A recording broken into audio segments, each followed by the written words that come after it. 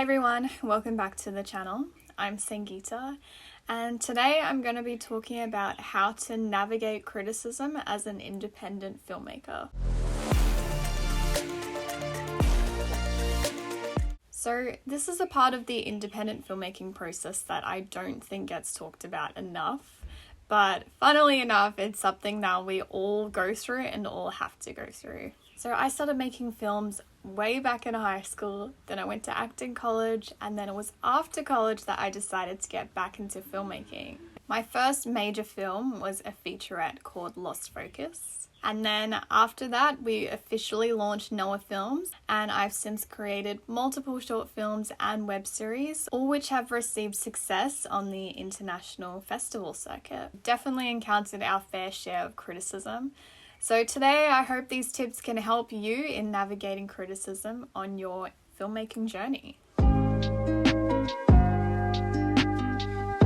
My first tip today is to understand that you will always encounter criticism on this journey.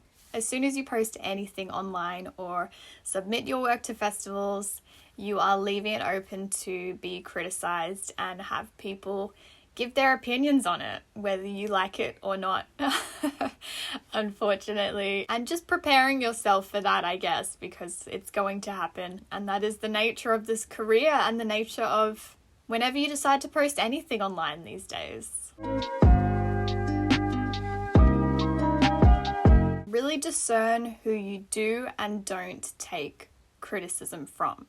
When people are giving their opinions on your work or even on any ideas that you might have, listen to what they have to say, but really think about who is this person that's giving you this advice? What experience do they have? Are they in a position where they've done a lot more than you and they can sort of be offering that advice? Or are they somebody who doesn't know anything about the film industry and maybe they aren't even that close with you and they're just giving you an unwarranted opinion that may not actually help you at all? An example I have of this is when Marshall and I announced that we were going to be creating our web series, Social Murderer. And we said it's going to be a series where we're going to talk about all the negative effects of social media on society. And we had a few friends in the industry actually reach out to us and say, are you sure you want to be talking about just the negatives of social media? Like, that's a bit risky. I don't know if that's really a good idea. Maybe you should talk about the positives as well. And that was sort of an opinion where I went, well, I know what this is like in my head. Creatively, I know what this is going to be like. And I think I'm just going to push that opinion aside respectfully because we really knew what we wanted to do with the series.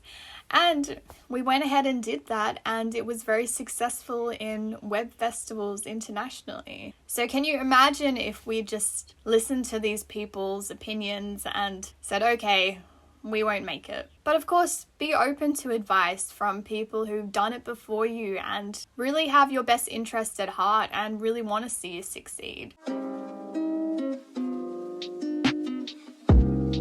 When you finish your film, and you're going to submit it to festivals, it's really important to remember that not every festival is the same. Not every judge and jury on these festivals are the same. And if you submit it to one festival and they reject it, that does not mean your work is bad. Maybe they just didn't resonate with your film in particular. And oftentimes there's a lot of other things at play in the judging process that sometimes have nothing to do with your work itself. There could be different restrictions, there could be politics, there could be many different factors. So don't let that one rejection hurt you. Keep putting your work out there and find the festivals who are going to appreciate your work and really showcase it in the best way. I mean, my first film, Lost Focus, we got rejected from festivals at the start there, but then we got it into Sydney Indie Film Festival. And they're a festival who really appreciate independent filmmakers, and they don't worry too much on budget and like, did you film it on an RE, because they really want to support independent filmmakers. And they were so lovely to us. They watched our film You know, sometimes there's so many entries in these festivals, they don't even have time to watch the film. So they watched our film and they appreciated it, and that meant so much to us beginning in our filmmaking journey. And the same goes for our web series. A few festivals, they didn't take it, they didn't resonate with it, and then other festivals are like, oh my gosh, this is amazing. So yeah, just keep going, keep submitting your work, and also do your research. If you're doing a really dramatic piece and you're sending it into a festival that's known for comedy, you're probably not going to get in. She doesn't even go here. So definitely do your research and see what other films they previously selected as well. Don't fear getting reviewed. I know how scary it is when you have a film and you submit it for the first time to get reviewed. It's really scary. I mean, if you're an overthinker like me and a perfectionist too, you're just freaking out like, oh my gosh, are they going to rate it like no stars? What are they going to say about it?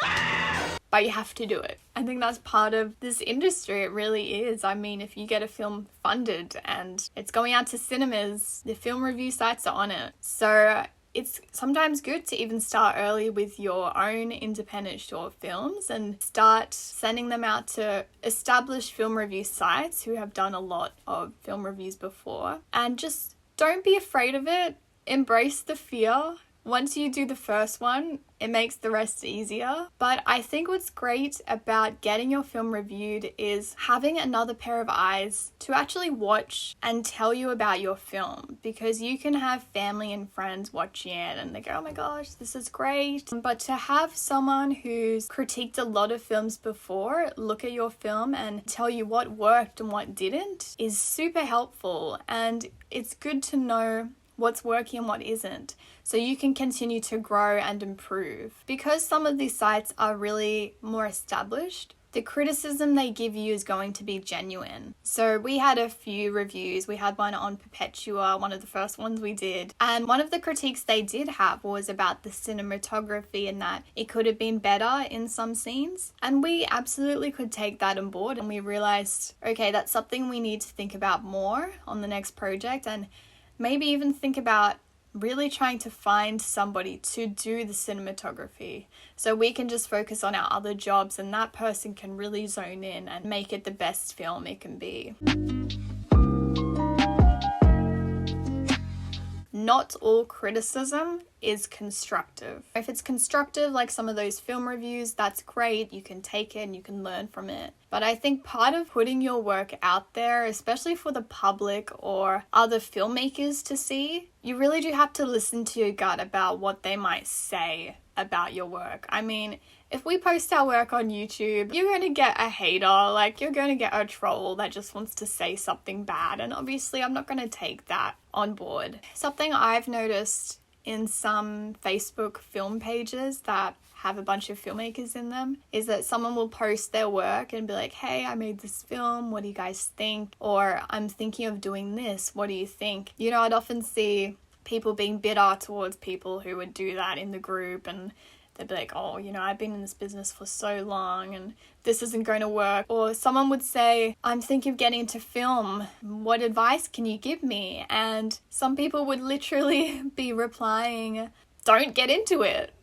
And that's a very bitter response for someone to say. And there is a lot of bitter people in the world, sadly, and they want to project their bitterness onto other people, especially if they're in the same field sometimes. If your intuition is telling you to create something and it's coming from a really raw place and it really means something to you, go ahead and make it. Don't worry about people saying that's not going to work or you shouldn't do that, because not all criticism is constructive. And like I said, sometimes it's coming from a very bitter place, and that's something you kind of need to tune out and just create your work. My final point today is to keep going and keep growing. The more you continue to work on this craft, the better you will be. This career is really a marathon. It's not a sprint. It's not something that just happens overnight. It takes a lot of work, a lot of practice, a lot of learning, And that's okay. If you make your first films and maybe they don't get into many festivals or you don't get the best reviews, that's okay. You know, just take what you can from it to grow and be better. Take on that constructive criticism and think about how you can improve the next time. Don't let the negativity or the bitterness or the haters get you down, because people who criticize the most are often not doing much themselves, and people who are doing more than you will never criticize you. They will actually want to help you to do better. Don't be afraid to be bad in the beginning. That's really part of learning and growing. Is you don't know what you're doing at the start. Nobody does. If you look at our early work compared to now, it's definitely improved. And that's really just part of the journey. So just embrace that. Well, thank you so much for watching Navigating Criticism. It's never a fun time, but I hope these tips can help. If you like this video, please like and do subscribe, and give us a comment down below if there's something else you'd like us to talk about. We're happy to help. As always, thanks for watching. Bye.